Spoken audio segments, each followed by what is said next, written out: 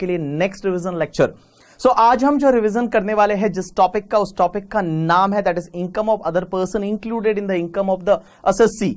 इसको अपन लोग clubbing of income बोलते हैं, in short clubbing of income. तो अपन लोग पढ़ रहे हैं आज clubbing of income topic. Clubbing of income का मतलब क्या होता है? इनकम किसी और की है लेकिन टैक्सेबल किसी और के हाथ में होगी, मतलब वो इनकम को किसी और की इनकम में इंक्लूड कर देंगे, that is called clubbing of income. Sir clubbing क्यों होता है, क्या होता है, क्या रीजन था, उसके पीछे बैकग्राउंड क्या था, वो सब मैं चीजें आपको रेगुलर बैच में बता चुका हूं। अब अपन डायरेक्टली उसके रिवीजन पे जाएंगे।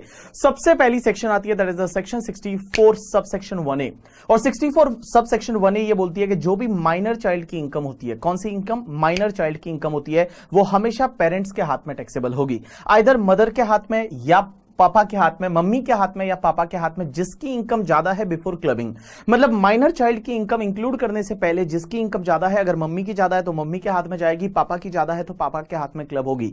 लेकिन एक चीज समझना, एक साल में जिस पर्सन, जिस पेरेंट के हाथ में टैक्सेबल हो गई, हर साल उसी के हाथ में टैक्सेबल होगी, फिर उसको चेंज नहीं होगा अगले साल से। लेकिन अगर इनकम टैक्स ऑफिसर जो असेसिंग ऑफिसर होता है वो अगर चेंज करना चाहता है तो कर सकता है। तो मैंने क्या बोला, माइनर चाइल्ड की इनकम है वो हमेशा पेरेंट्स के हाथ में टैक्सेबल होगी, पेरेंट्स के हाथ में क्लब हो जाएगी। और कौन से पेरेंट के हाथ में? मतलब मम्मी के हाथ में या पापा के हाथ में, जिसकी इनकम ज्यादा है। अगर मम्मी की ज्यादा है तो मम्मी के हाथ में, पापा की ज्यादा है तो पापा के हाथ में क्लब होगी। लेकिन एक चीज समझना, एक बार अगर जिसके हाथ में क्लब हो गया तो हर साल उसी के हाथ में क्लब होगा, लेकिन अगर इनकम टैक्स ऑफिसर चाहे तो उसको चेंज कर सकता है। अब एक चीज समझना, जब भी आप पेरेंट्स के हाथ में इनकम को क्लब करते हो तो आपको एक 1500 rupees per child per annum पर चाइल्ड का एक एग्जेम्पशन मिलता है पेरेंट को। मान लो मेरा छोटा सा बच्चा है और छोटे बच्चे की इनकम हुई 10,000, तो मेरे हाथ में 10,000 जब क्लब होगी तो क्या पूरा 10,000 मेरे हाथ में क्लब होगा? Answer is no. मेरे हाथ में 10,000 में से क्या होगा कि 1500 लेस हो जाएगा एंड 8,500 है वो मेरे हाथ में टैक्सेबल हो जाएगा। तो मैंने क्या बोला, 1,500 का आपको एग्जेम्पशन मिलेगा अंडर सेक्शन 1032 का, and that exemption is per annum पर चाइल्ड। और मैक्सिमम चाइल्ड की लिमिट नहीं है, यहां पे मैक्सिमम आपके कितने भी चाइल्ड हो उससे फर्क नहीं पड़ता। तो चाइल्ड की इनकम जब भी आप पेरेंट्स के हाथ में ऐड करोगे आपको 1032 का एग्जेम्पशन मिलता रहेगा 1500 रुपीज का। अब एक और चीज समझना, माइनर चाइल्ड की इनकम पेरेंट्स के हाथ में क्लब होती है लेकिन उसके 3 एक्सेप्शन है। 3 केसेस ऐसे हैं जिसमें वो इनकम उस माइनर चाइल्ड के हाथ में ही टैक्सेबल होगी, पेरेंट्स के हाथ में क्लब नहीं होगी। 3 केसेस ऐसे हैं जब वो इनकम है वो पेरेंट्स के हाथ में टैक्सेबल नहीं होगी, वो माइनर चाइल्ड के हाथ में जाएगी। सर कौन कौन से 3 एक्सेप्शन? सबसे पहला, अगर जो माइनर चाइल्ड है उसने कुछ मैनुअल वर्क से इनकम कमाई है, अगर उसने कुछ मैनुअल वर्क किया उससे इनकम कमाई, या फिर माइनर चाइल्ड ने कुछ स्किल और टैलेंट की वजह से इनकम कमाई। जैसे सारेगामापा में गया मेरा बच्चा और उसने वहां पे गाना गाया झलक दिखलाजा और उससे जो इनकम कमाई तो वो उसके हाथ में ही टैक्सेबल होगी, मेरे हाथ में नहीं आएगी, ठीक है। या फिर मान लो कोई जो पर्सन है वो डिसेबल है, मतलब माइनर चाइल्ड है, अगर उसको कोई किसी भी टाइप की कोई डिसेबिलिटी है करके, ठीक है, अगर वो दिव्यांग है तो उस केस में क्या होगा कि उसकी इनकम उसके हाथ में ही टैक्सेबल होगी, पेरेंट्स के हाथ में क्लब है वो क्लब नहीं होती है। You got my point or not? Yes. देखो मैंने क्या बोला, all people please pay attention. Minor child income is always included in the income of the parents whose income is more. Mother और फादर जिसकी income ज्यादा है उसके हाथ में क्लब हो जाएगा। और बेटा क्लबिंग करने से पहले जिसका इनकम ज्यादा है उसके हाथ में क्लब होगा। एक बार जिस पेरेंट के हाथ में क्लब हो गया हर साल उसी के हाथ में टैक्सेबल हो जाएगा, ठीक है। लेकिन इनकम टैक्स ऑफिसर चाहे, असेसिंग ऑफिसर चाहे तो उसको चेंज कर सकता है। माइनर चाइल्ड की इनकम 3 केस में क्लबिंग नहीं होगी। अगर सबसे पहला, अगर माइनर है वो मैनुअल वर्क से इनकम कमाता है या स्किल एंड टैलेंट की वजह से कमाता है या फिर वो सफरिंग फ्रॉम द डिसेबिलिटी है तो उस केस में क्लबिंग नहीं होगा, इनकम है वो माइनर चाइल्ड के हाथ में ही टैक्सेबल होगी। अब एक चीज समझना, अगर मान लो मम्मी पापा के बीच में डाइवोर्स हो जाए, अगर जो शादी है वो सबसिस्ट नहीं रहती है तो उसके केस में क्या होगा कि जो उसको मेंटेन करता है, जो माइनर चाइल्ड को मेंटेन करता है उसके हाथ में, जो माइनर चाइल्ड को मेंटेन करता है उसके हाथ में वो इनकम है वो क्लब हो जाएगी। अब एक और चीज समझना, क्वेश्चन यह आता है कि सर यहां क्या माइनर मैरिड डॉटर की इनकम भी क्लब होगी? Answer is yes.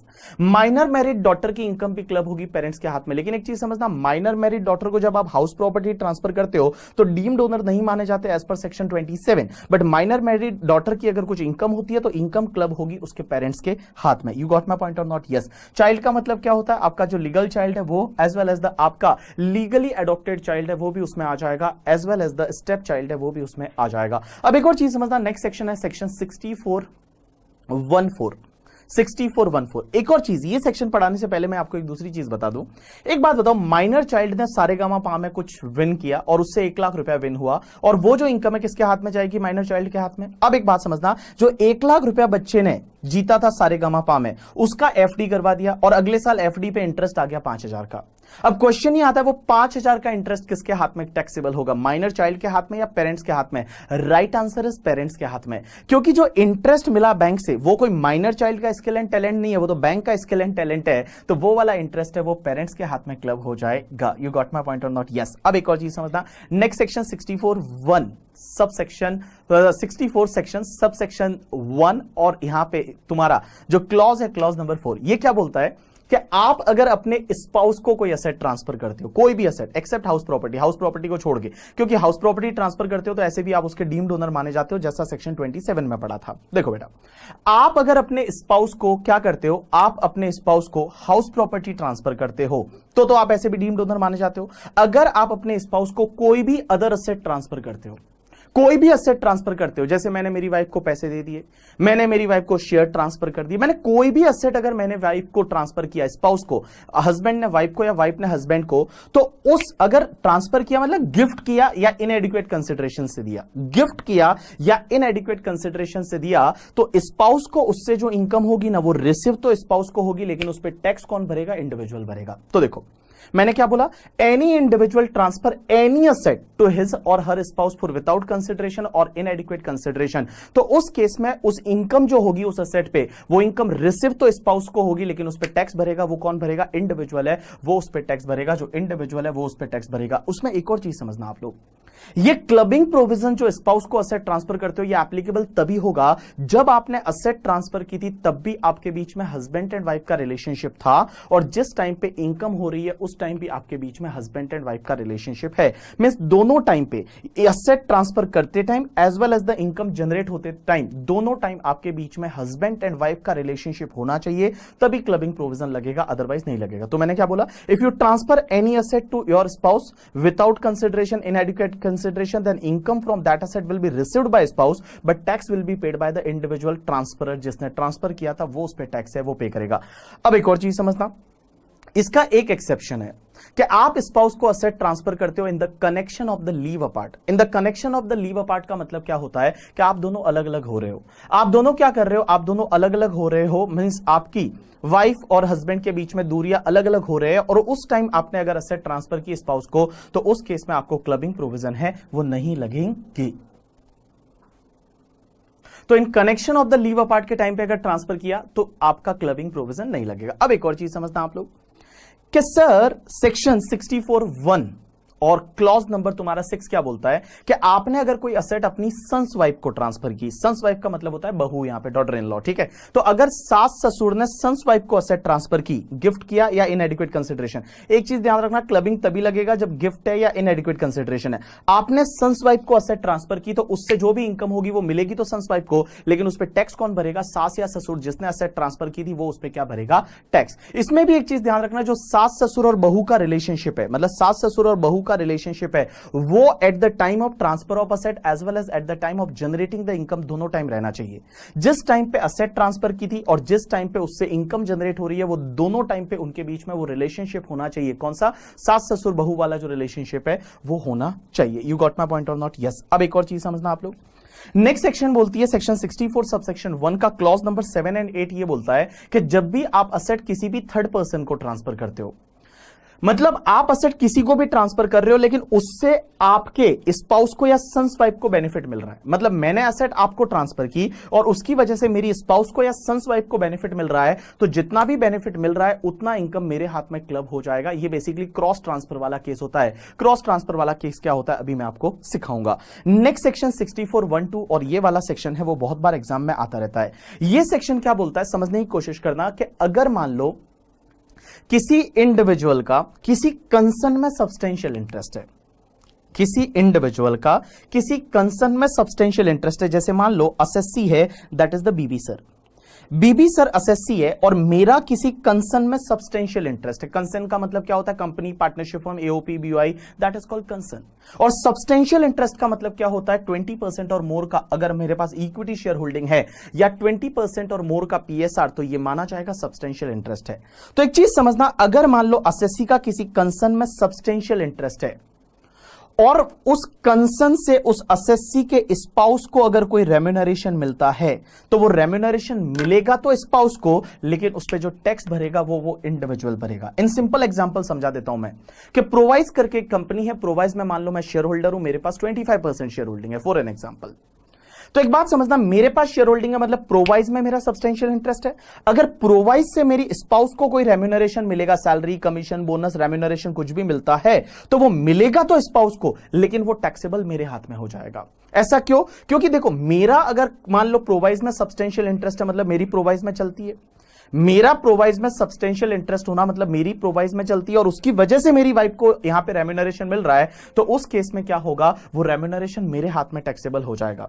लेकिन यहां पे एक चीज समझने की कोशिश करना, अगर मेरी वाइफ में कोई टेक्निकल और प्रोफेशनल क्वालिफिकेशन है, मेरी वाइफ में कुछ टेक्निकल और प्रोफेशनल क्वालिफिकेशन है और उसकी वजह से रेम्यूनरेशन मिल रहा है और उसके एप्रोप्रिएट रेम्यूनरेशन है, तो उस केस में वो मेरे हाथ में क्लबिंग नहीं होगा। सिंपल सी बात है कि किसी इंडिविजुअल का किसी कंसर्न में सब्सटेंशियल इंटरेस्ट है और उससे अगर आपके स्पाउस को रेम्यूनरेशन मिलता है तो वो रेम्यूनरेशन उस इंडिविजुअल के हाथ में टैक्सेबल होगा। लेकिन अगर मान लो वो स्पाउस में कुछ प्रोफेशनल टेक्निकल क्वालिफिकेशन है और आपको रेम्यूनरेशन उसकी वजह से मिल रहा है, तो उस केस में आपको क्लबिंग प्रोविजन नहीं लगेगा। You got my point or not? Yes. अब एक और चीज समझना, सब्सटेंशियल इंटरेस्ट के लिए एक चीज ध्यान रखना कि खुद का एज वेल एज रिलेटिव का मिला के, खुद का एज वेल एज आपके रिलेटिव का मतलब यहां पे spouse, mother, father, brother, sister, lineal ascendant and lineal descendant, ये आपके रिलेटिव में आएंगे। कौन कौन? खुद के साथ में spouse, mother, father, brother, sister, L and L D, ये रिलेटिव में आएंगे। इनका मिला के अगर 20% और मोर का सब्सटेंशियल इंटरेस्ट है और उस कंसर्न से कोई आपके स्पाउस को रेम्यूनरेशन मिलता है तो वो आपके हाथ में क्लब हो जाएगा। अब एक और चीज समझना, ऐसा भी हो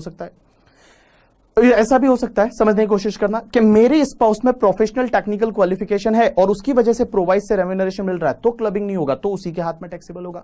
लेकिन मान लो मेरी स्पाउस है वो अब्बा जब्बा डब्बा है करके, ठीक है, अब्बा जब्बा डब्बा मतलब उसमें कुछ प्रोफेशनल टेक्निकल क्वालिफिकेशन है ही नहीं और ऐसे ही रेम्यूनरेशन मिल रहा है, तो फिर वो मेरे हाथ में क्लब हो जाएगा। अब एक चीज समझना, ऐसा भी तो हो सकता है कि हस्बैंड का भी सब्सटेंशियल इंटरेस्ट है और वाइफ का भी सब्सटेंशियल इंटरेस्ट है, हस्बैंड का भी सब्सटेंशियल इंटरेस्ट, वाइफ का भी सब्सटेंशियल इंटरेस्ट और दोनों अब्बा जब्बा डब्बा है, तो किसका किसके हाथ में क्लब होगा? फिर देखो, मान लो सपोज मेरा भी प्रोवाइज में सब्सटेंशियल इंटरेस्ट, मेरी वाइफ का भी सब्सटेंशियल इंटरेस्ट और हम दोनों अब्बा जब्बा डब्बा और हमको कुछ मान लो रेम्यूनरेशन मिलता है, तो वो कहां टैक्सेबल होगा? फिर कहां टैक्सेबल, किसके हाथ में टैक्सेबल करेंगे? तो उस केस में लॉ मेकर्स ये बोलते हैं कि अदर इनकम जिसकी ज्यादा है, अगर अदर इनकम मेरी ज्यादा है तो मेरे हाथ में क्लब होगा, अदर इनकम मेरी वाइफ की ज्यादा है तो वाइफ के हाथ में क्लबिंग हो जाएगा। You got my point or not? Yes. Next part is related to the section 60। Section 60 क्या बोलती है कि अगर मान लो किसी पर्सन को आप इनकम ट्रांसफर कर देते हो, असेट ट्रांसफर नहीं करते, क्या ट्रांसफर करते हो? इनकम, बट असेट ट्रांसफर नहीं करते, तो वो इनकम ट्रांसफर के हाथ में ही टैक्सेबल होगा। जैसे आई कैन टेक एग्जांपल, मैंने मान लो मेरा बैंक में एफडी है, एसबीआई में, मैंने बोला कि ये एफडी का जो इंटरेस्ट है ये आपको ट्रांसफर कर दे, इंटरेस्ट हर साल आपको दे दे, तो मैं आपको इनकम ट्रांसफर कर रहा हूं, असेट तो मेरे पास ही है एफडी, तो उस केस में क्लबिंग हो जाएगा और वो इंटरेस्ट भले मिलेगा आपको लेकिन वो टैक्सेबल मेरे हाथ में होगा। तो if you transfer the income but not transfer the asset, then that income will be taxable in hands of the transferor, जो ट्रांसफरर है उसके हाथ में वो टैक्सेबल हो जाएगी। Next part is the revocable transfer. Revocable transfer and irrevocable transfer, ये क्या होता है? देखो, मैंने आपको कोई असेट ट्रांसफर की और मेरा उस पर कोई राइट है ही नहीं, बोला ले जा तू, मुझे कोई मतलब ही नहीं, मैंने ऐसे आपको गिफ्ट दे दी, वापस मुझे चाहिए नहीं, that is called irrevocable. But मैंने आपको ट्रांसफर की और मैंने बोला इससे कुछ इनकम मुझे देना, या फिर 10 साल बाद वापस वो असेट मुझे दे देना, that is called revocable transfer. अब एक चीज समझना, अगर मैंने रिवोकेबल ट्रांसफर किया, आपको क्या किया? Revocable transfer. तो रिवोकेबल ट्रांसफर के केस में क्या होगा कि उस पे जो भी इनकम है ना वो ट्रांसफरर के हाथ में टैक्सेबल होगी। मैंने आपको एक असेट ट्रांसफर की और मैंने बोला कि 10 साल बाद ये असेट मुझे वापस दे देना, तो मैं बोलूं ये 10 साल तक जो इनकम होगी वो भी मेरे हाथ में टैक्सेबल होगी, क्लबिंग मेरे हाथ में होगा, इनकम मेरे हाथ में टैक्सेबल होगी। लेकिन अगर इररिवोकेबल ट्रांसफर है, मैंने बोला असेट आपको ट्रांसफर कर दी, मुझे उससे कोई बेनिफिट नहीं चाहिए, वो असेट तुम्हारी होगी, जिंदगी भर तुम्हारी रहेगी, मेरे को कोई मतलब नहीं, तो वो इररिवोकेबल ट्रांसफर है। उस केस में जो भी उस असेट से इनकम होगी उस पे टैक्स आप भरोगे, मुझे भरने की जरूरत नहीं है, आप भरोगे। तो देखो, रिवोकेबल ट्रांसफर में ट्रांसफर इनकम पे टैक्स भरेगा और इररिवोकेबल ट्रांसफर के केस में जो ट्रांसफरी है वो इनकम पे टैक्स भरेगा। अब एक चीज समझना, मैंने सपोज किसी को असेट ट्रांसफर की, मेरा एक फ्रेंड है राजू को असेट ट्रांसफर की और मैंने बोला जब तक तू जिंदा है वो असेट तेरी है, तेरे मरने के बाद असेट वापस मेरे को दे देना। जब तक तू जिंदा है वो असेट तेरी है, मरने के बाद वो असेट मेरे को वापस दे देना। एक बात बताओ, ये रिवोकेबल है इररिवोकेबल? ये रिवोकेबल है। क्योंकि वो मरने के बाद वो असेट वापस मेरे पास आने वाली है, दैट इज कॉल्ड रिवोकेबल। अब एक चीज समझना, ये रिवोकेबल है लेकिन इसको इररिवोकेबल माना जाएगा, इसको इररिवोकेबल माना जाएगा, और जो भी इनकम होगी वो इनकम फिर राजू के हाथ में ही टैक्सेबल होगी। जब तक वो जिंदा है, जब तक वो उसका बेनिफिट उठा रहा है, वो इनकम उसी के हाथ में टैक्सेबल होगी। उसके मरने के बाद अगर वो असेट वापस मेरे पास आती है तो फिर वो इनकम होगी, वो मेरे हाथ में टैक्सेबल हो जाएगी। You got my point or not? Yes. अब एक और चीज समझना, अगर कोई इंडिविजुअल है वो अपने एचयूएफ को असेट ट्रांसफर करता है, सेक्शन 64 सब सेक्शन 2 क्या बोलती है कि आपने अगर असेट है वो अपने एचयूएफ को ट्रांसफर की, तो जब भी आप एचयूएफ को असेट ट्रांसफर करोगे ना, तो उससे जो इनकम होगी वो रिसिव तो एचयूएफ को होगी, लेकिन क्लबिंग है वो इंडिविजुअल के हाथ में होगा, मतलब क्लबिंग मेरे हाथ में होगा। तो मैंने मेरे एचयूएफ को 10 लाख ट्रांसफर कर दिया, गिफ्ट कर दिया कर 10 लाख करके, ठीक है। तो वो 10 लाख से जो इनकम होगी वो इनकम मिलेगी एचयूएफ को, लेकिन वो क्लब मेरे हाथ में होगी, मतलब उस पर टैक्स है वो मुझे भरना पड़ेगा। You got my point or not? Yes. अब एक और चीज समझना, यहां पे वेरी इंटरेस्टिंग पार्ट आता है कि एचयूएफ का पार्टीशन हो गया, और एचयूएफ के पार्टीशन के बाद जो असेट मेरी वाइफ को मिली उसमें से जो असेट मैंने ट्रांसफर की थी, समझने की कोशिश करना, मैंने मेरे एचयूएफ को 10 लाख गिफ्ट कर दिया, तो 10 लाख से जो इनकम होगा वो मेरे हाथ में क्लब होगा। एचयूएफ का पार्टीशन हो गया, और मान लो एचयूएफ में 4 मेंबर थे, 2.5 लाख 2.5 लाख 2.5 लाख 2.5 लाख 4 मेंबर को मिला, तो मेरी वाइफ को भी 2.5 लाख मिला और मुझे भी 2.5 लाख मिला। एक बात बताओ, मुझे जो 2.5 लाख मिला उस पे जो इनकम होगी उस पे टैक्स तो मेरे हाथ में ही लगेगा, लेकिन जो मेरी वाइफ को 2.5 लाख मिला है, मेरी वाइफ को 2.5 लाख मिला, उससे जो इनकम होगी उस पे भी टैक्स मैं भरूंगा, वो मेरे हाथ में ही क्लब हो जाएगा। इन सिंपल वर्ड एक बार और बताता हूं, देखो, आपने एचयूएफ को असेट ट्रांसफर की, उससे जो इनकम होगी उस पे टैक्स आप भरोगे, सिंपल सी बात है। अब वो असेट का पार्टीशन के टाइम पे बंटवारा हो गया, तो और उस असेट में से जो आपके स्पाउस को मिली है असेट, उस स्पाउस को जो इनकम होगी वो भी आपके हाथ में क्लब हो जाएगी, मतलब ट्रांसफर के हाथ में क्लब हो जाएगी। You got my point or not? Yes. अब एक और चीज समझना, क्वेश्चन ये आता है कि क्लबिंग टॉपिक में सर लॉस भी क्लब होते हैं क्या, इनकम क्लब होती है, is loss is also club? Answer is yes. Loss है वो नेगेटिव इनकम होता है और लॉस भी क्लब हो जाएगा, कोई प्रॉब्लम नहीं है। अब एक और चीज समझना, सर क्या कैपिटल गेन भी क्लब होता है? Answer is yes. मैंने मेरी वाइफ को कोई एसेट ट्रांसफर किया और उसने उसको सेल कर दिया, उस पर कैपिटल गेन हुआ, तो कैपिटल गेन भी टैक्सेबल होगा क्या? Answer is yes, capital gain है वो भी क्लब होगा।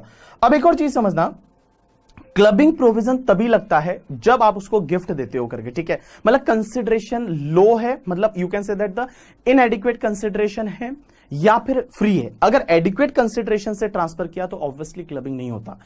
क्वेश्चन ही आता है, मैंने मेरी वाइफ को असेट ट्रांसफर की और मेरी वाइफ बोलती है कि मैं आपसे बहुत प्यार करती हूं, मैंने मेरी वाइफ को असेट ट्रांसफर किया और मेरी वाइफ बोलती है कि मैं आपसे बहुत प्यार करती हूं। अब एक बात बताओ, क्या लव एंड अफेक्शन कंसिडरेशन हो सकता है क्या? तो एक सुप्रीम कोर्ट का बहुत फेमस जजमेंट था, उसमें उन्होंने, सुप्रीम कोर्ट ने यह बोला था कि love and affection may be a consideration but it is not a adequate consideration.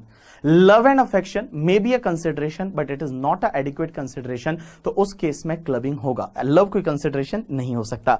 अब एक और चीज समझना, एक और कंसेप्ट आता है that is related to the cross gift. Cross gift क्या होता है?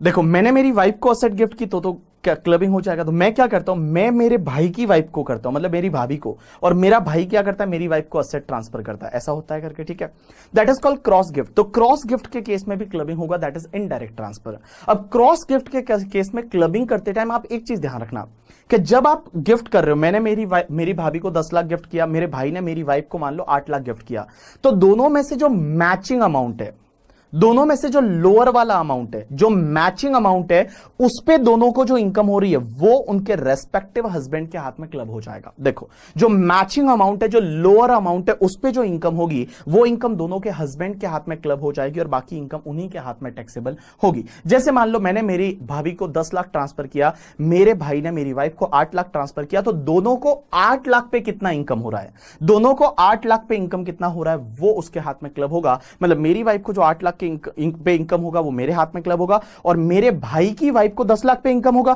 उसमें से जितना 8 लाख पे इनकम है वो भाई के हाथ में क्लब हो जाएगा, और 2 लाख का इनकम है वो मेरी भाभी के हाथ में ही टैक्सेबल होगा। You got my point or not? Yes. अब एक और चीज समझना, अगर आपने अपने सन्स वाइफ को या अपनी स्पाउस को कुछ असेट गिफ्ट की और उसने उसको बिजनेस में लगाया, नॉर्मली पैसा करके, ठीक है, तो जब उसने बिजनेस में लगाया तो बिजनेस का प्रॉफिट क्लब होगा, लेकिन एक चीज ध्यान रखना, प्रॉफिट उस साल का क्लब तभी होगा, प्रॉफिट उस साल का क्लब तभी होगा जब आपने जो गिफ्ट किया पैसा है वो ओपनिंग कैपिटल में जुड़ा हुआ है।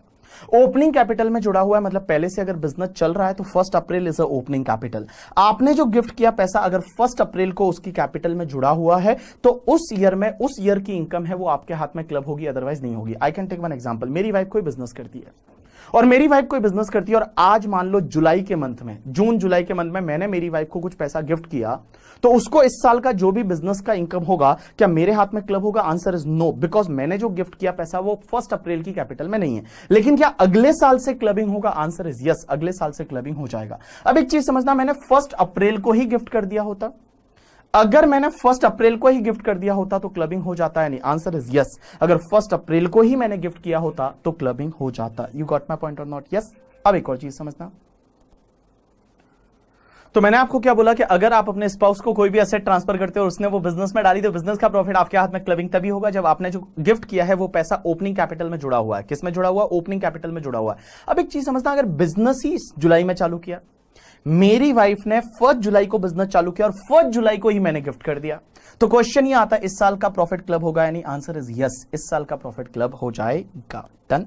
अब एक और चीज समझना, अगर मान लो मेरे वाइफ को मैंने कुछ, मान लो 10 लाख रुपए कैश गिफ्ट किया मेरी वाइफ को, तो उस पे जो भी इंटरेस्ट आएगा, मान लो एफडी करवा दिया, तो एफडी का इंटरेस्ट है वो क्लब हो गया। अब एक बात समझना, वो एफडी का इंटरेस्ट मेरे हाथ में क्लब हो गया, लेकिन वो इंटरेस्ट का वापस एफडी करवाया, जो इंटरेस्ट था उसका वापस एफडी करवाया, तो क्वेश्चन ये आता है कि अब वो इंटरेस्ट पे वापस इंटरेस्ट आएगा, क्या वो भी क्लब होगा? क्या that is called second generation income. मैंने मेरी वाइफ को एक असेट ट्रांसफर की, उस असेट से इनकम होगा वो तो क्लब होगा, उस असेट से इनकम होगा वो तो क्लब होगा।